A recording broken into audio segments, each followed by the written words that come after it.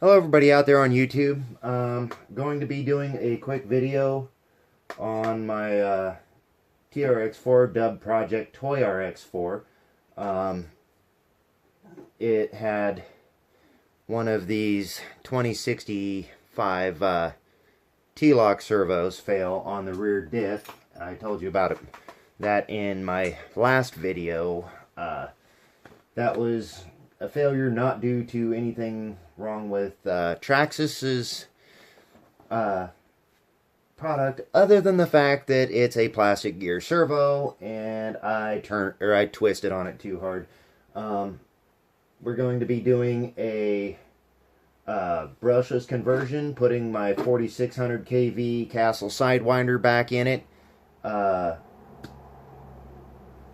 and replacing the servo. So let's get to it. Alright, so we're going to get started with the upgrades. We have a 4600 kV Castle 4-pole censored motor. It's a 1406 series.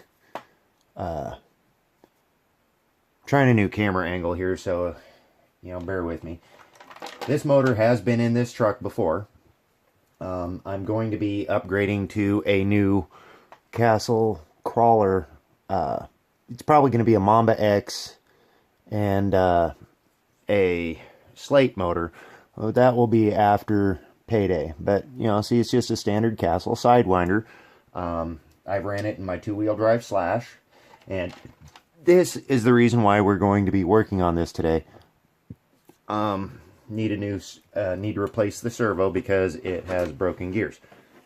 So lift the body off here and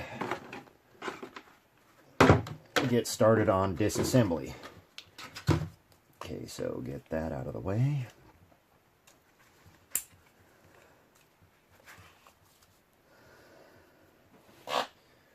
So I'm probably going to regret something that I did recently, which is run my wires for my rock lights and everything through my battery box to keep it cleaner. But I suspect that's going to give me trouble when I go to pull the motor and servo. Forgive the hands in the way. I'm just removing these 2 screws in the front of the battery box and these on the chassis on either side here, and get the battery box out of my way.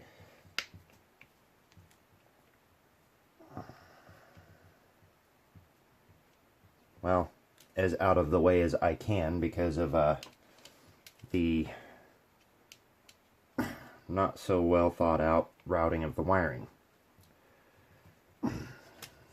And obviously the wiring is really a mess right now because I've had the receiver box open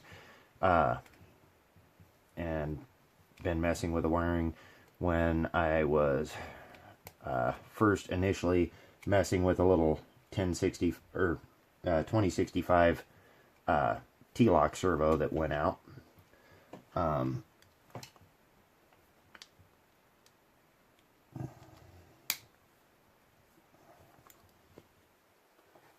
Oops. Yep, sorry about that, folks. Not used to the tripod being there at my elbow yet. Okay, so pull those pins. Those pins are what I use for holding down the bed. I'll show you guys when I'm done how I've mounted my Hilux body. So, yeah, I've left myself very little slack in those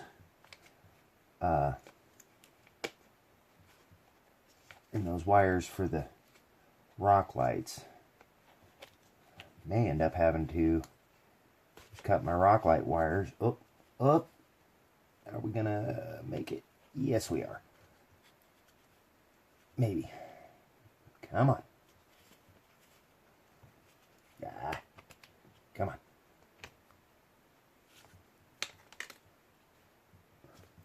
Come on, just a little more. Yes, I know I talked to my RCs. That's rather silly. Oh, there's a spot I wasn't able to clean under the battery box, but Alright, so we're just going to open up the receiver box real quick.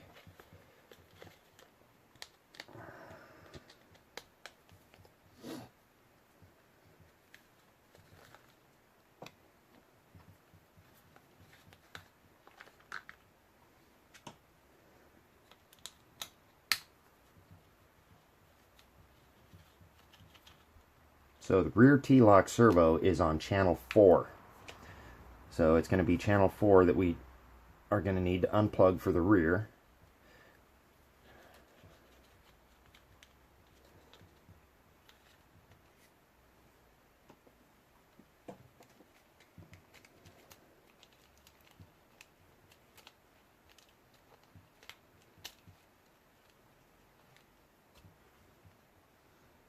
Or maybe, no, channel 4 is the front. That's what,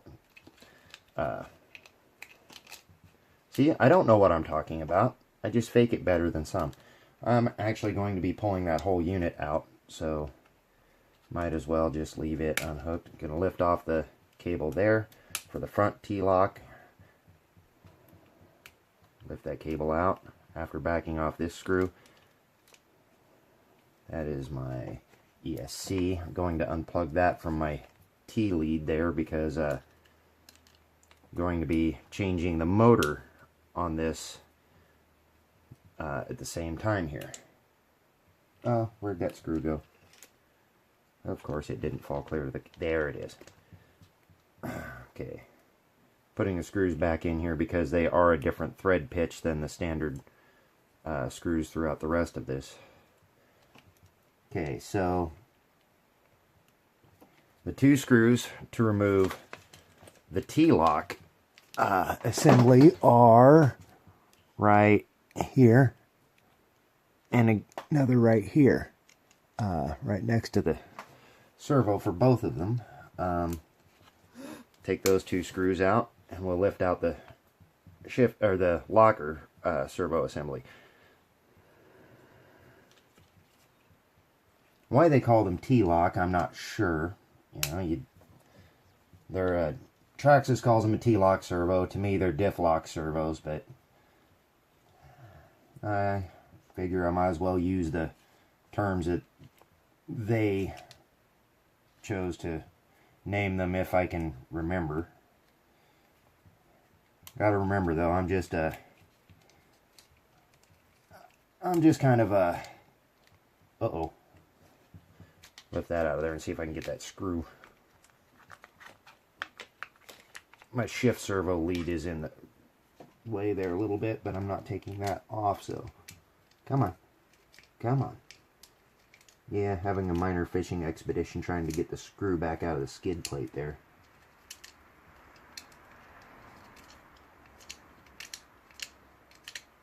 Come on. No, it's not happening. This is why I keep a mag tip bit around. Much easier. And the other one already dropped out underneath, so this is your assembly. This is facing forward, so the screw holes are in there. Now all I need to do is fish that wire out of there and take out these two screws. And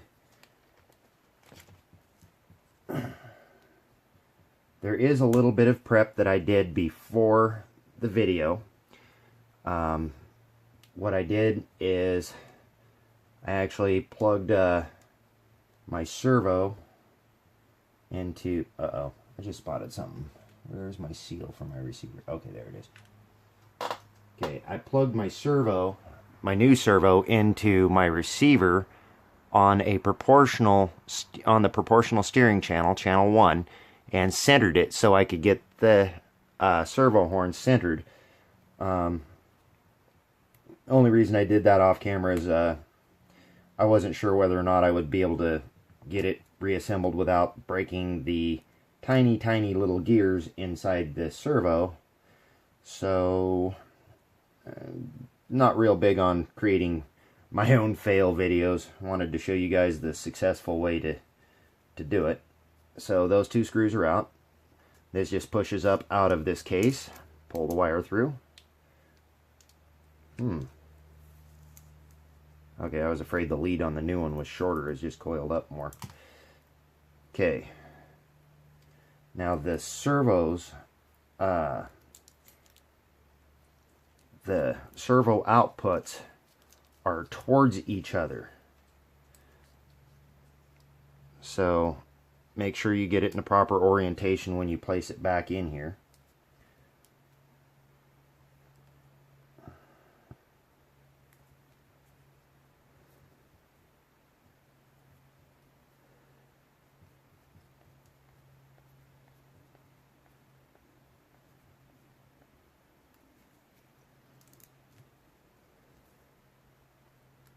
Strictly from a hypothetical standpoint, I'm assuming that if I put the servo in the middle of its throw, which is what I did when I put it on my steering channels, I zeroed out my trim and plugged the servo in so the servo would center. Did that on the assumption that if I place the center or the servo horn in the center position, or in clocked as close to center as I can, and placed it on a servo that had been centered out, that when I go to reconnect my shift lock or my T-lock servos to the diff lock cables, that everything would be just fine and dandy the way it's supposed to be and work. We will very quickly discover whether or not that idea works out as well in practice as it does in theory. Okay, just placing these screws back in.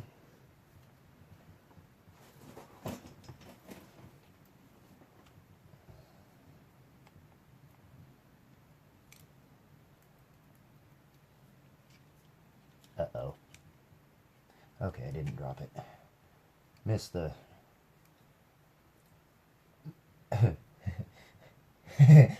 trying to keep this a family-friendly show, so I really don't want to say things like, oh yeah, I missed the whole... Because that leads to comments like, yeah, that's what she said, and, well...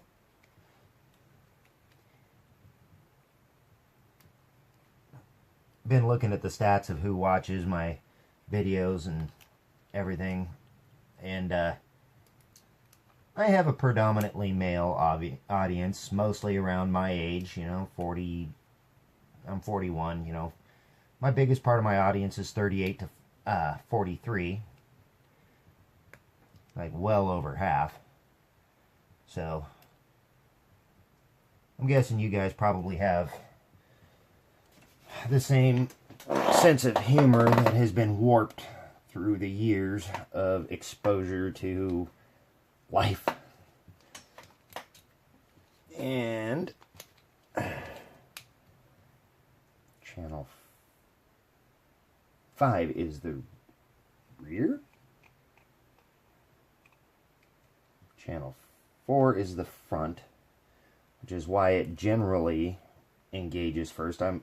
I've posted a video on how to change your diff engagement so you can make your front engage after the rear lock. I've also experimented with, and probably should post a video of how you can make it so you have all diffs locked in the center position and then front open, rear open, depending on the throw of the switch. Okay, so we're going to plug this in, power up the controller, and see if we have a functional rear locker.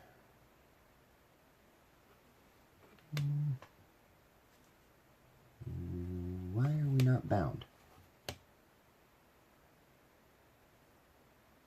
Oh, I know why. Hehe. Go ahead and laugh now, folks. I unplugged the receiver from the ESC.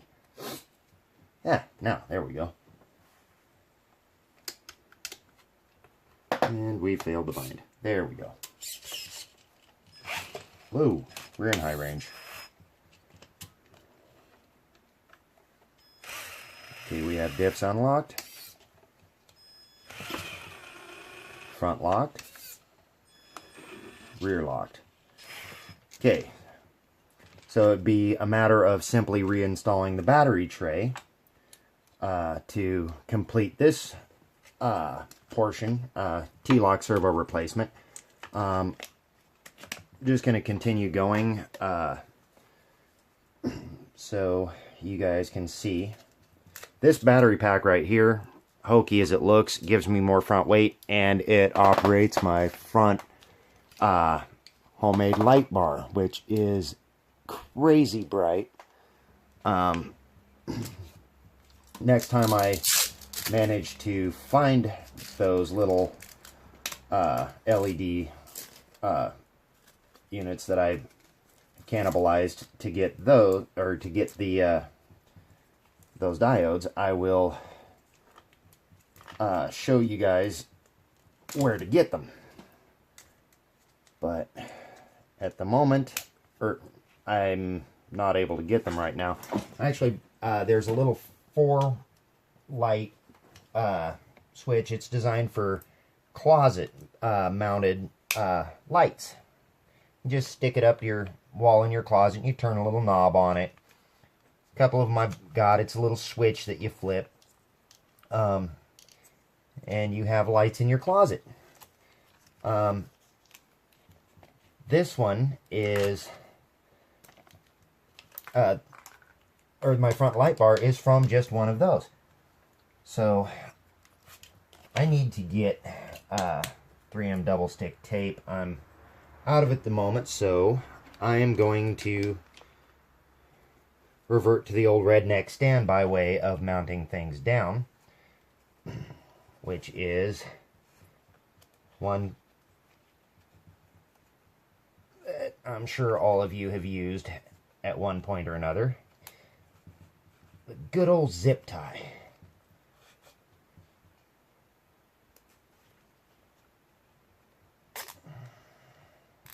So we're just going to zip tie down the ESC. Be careful not to cinch it so tight that you actually damage the ESC. You can actually get them so tight if you pull too hard that you will damage your cooling fins, possibly pushing them into the board. Okay, ESC is mounted. Run the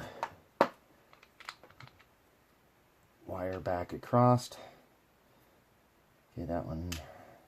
Need to make a spot to mount my switch here in a minute. Yeah, run this back across underneath the battery tray in its proper location. Plug that back in. Most of you are going to be plugging yours into your receiver instead of into a into an extension lead, unless you've done the homebrewed lighting, which I'll go into more in depth probably in the future. So just reinstalling my battery tray.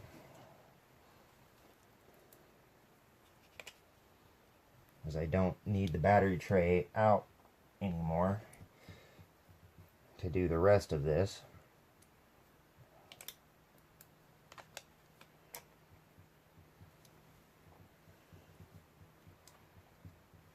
Start the screws a bit by hand.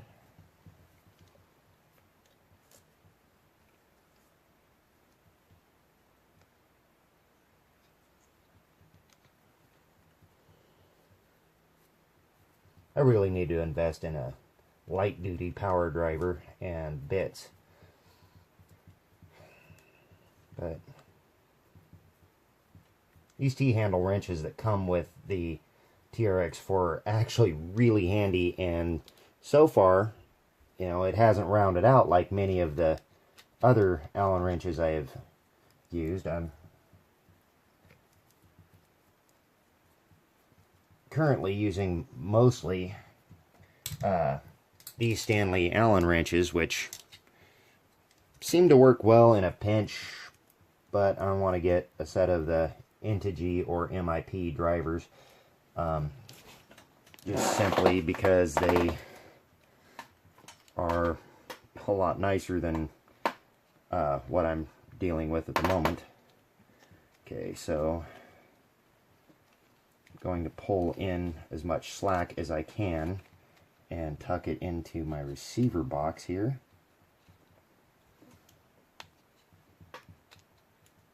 Okay, get those all laying flat and out of the way of the screws.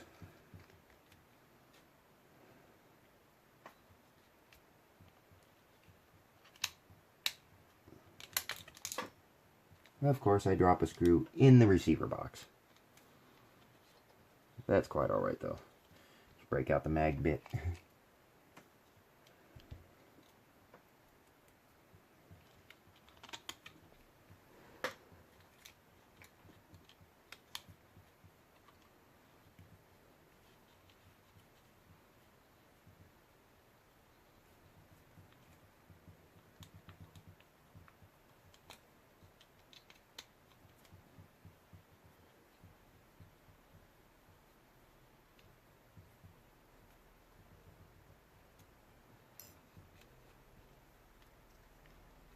I'll tie those down later.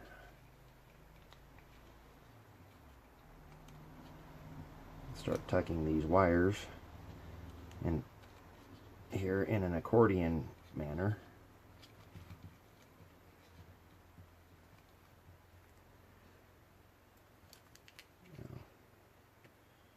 I'm going to pull the seal out of the lid where it's stuck to the lid and put it back in its channel on the receiver box here, so I'm able to be certain that it seats properly. There's that. A lot of people say to run a little bit of grease around them if you're going to be going in a lot of water. It's very important that you do that where your wires go in, like a fairly healthy dose of grease. While they are in a water resistant box, the Traxxas receivers are nowhere near as waterproof or even water resistant as some others. Like the receiver on my ECX Barrage, it is 100% fully waterproof from the start in its construction. Now, the next step I'm doing here is these 3 screws right here, here, and here. I'm going to be removing those to remove the motor cover, or the spur gear cover, I should call it. Okay, so 1.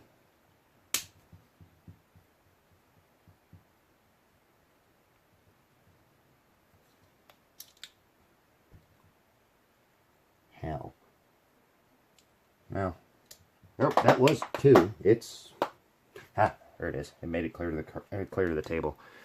And here is number 3. Okay, unhook my wires from the frame. Get this screw out. Okay, now just wiggle this cover and you'll be able to pull it off of your spur gear and motor, and the motor will just lift out. Actually, that's spur gear is looking pretty good.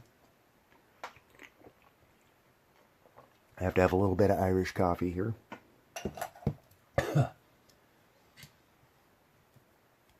Okay, that's a 3 mil. No, excuse me, it's a 2.5 mil.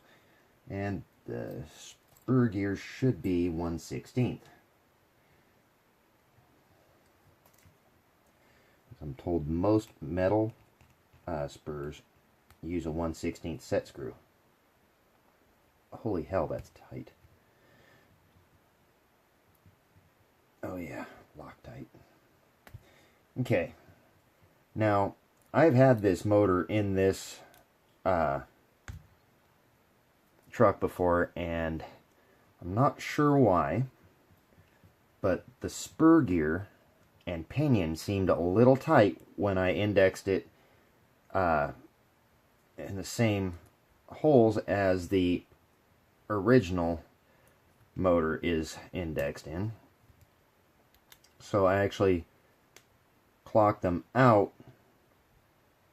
from the C hole to the D. I'll show you what I mean. If you look at the plate, come on, focus. Come on, okay. See where it was in the D or C? I'm moving it to the D to keep the spur gear engagement with the pinion the way I want it when using my Castle Sidewinder motor.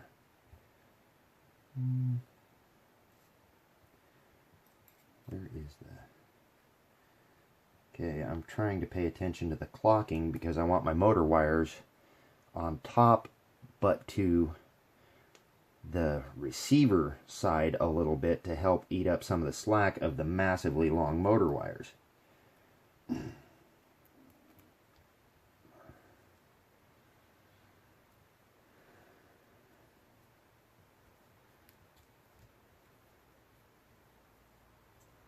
Okay.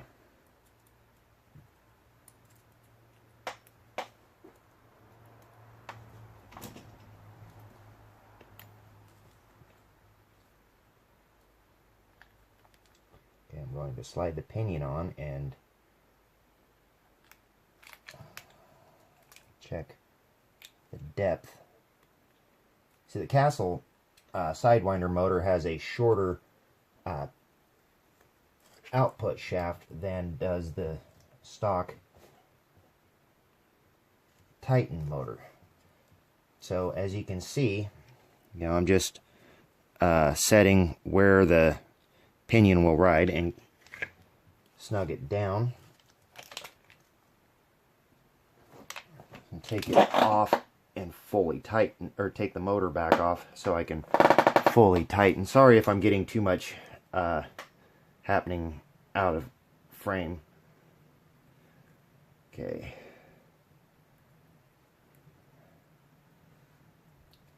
That should be good and tight. So, simply dropping this back in.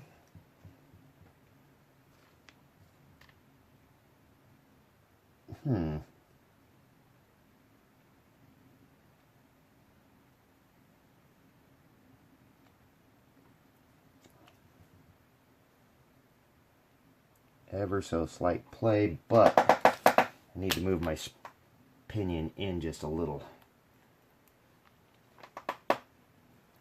Yeah, once again, sorry about getting out of the frame of the camera. As I said, I'm trying to get used to the tripod here.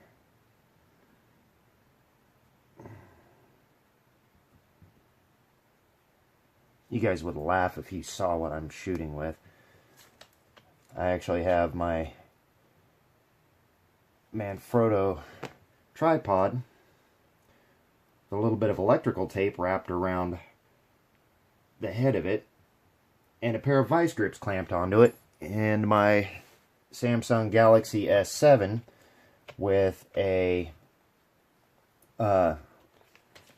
with the Night Eyes Steely phone mount magnet on the back of it stuck to those vice grips.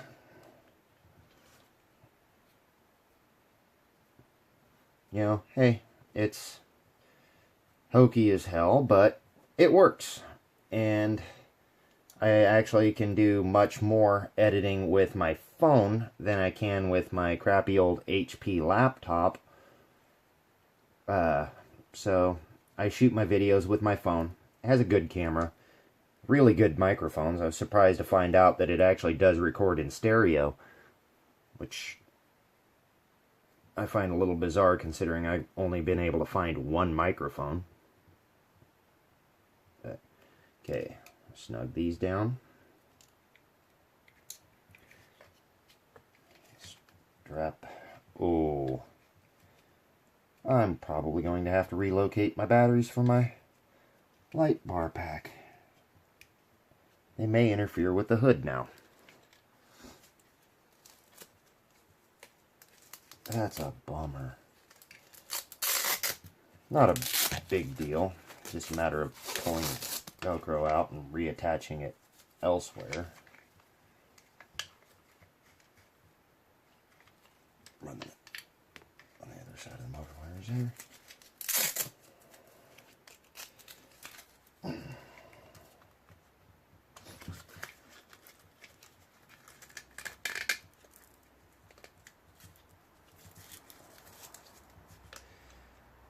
Okay, so let's look at our motor wire orientation.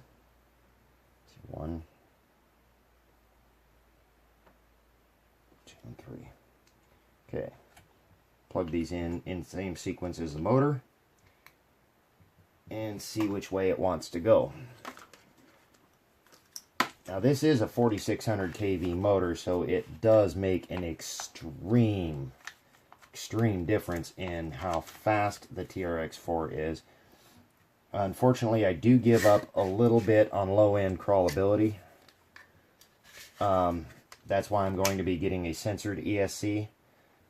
But considering uncensored and all that, I remember why I moved that. It's visible through the windows in my Proline Hilux body.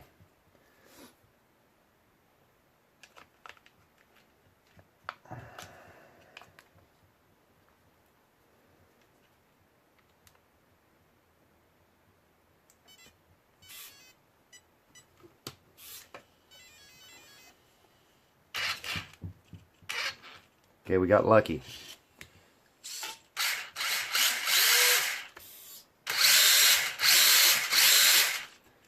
See, on 2S, this thing is crazy fast. That's what all my videos were shot in.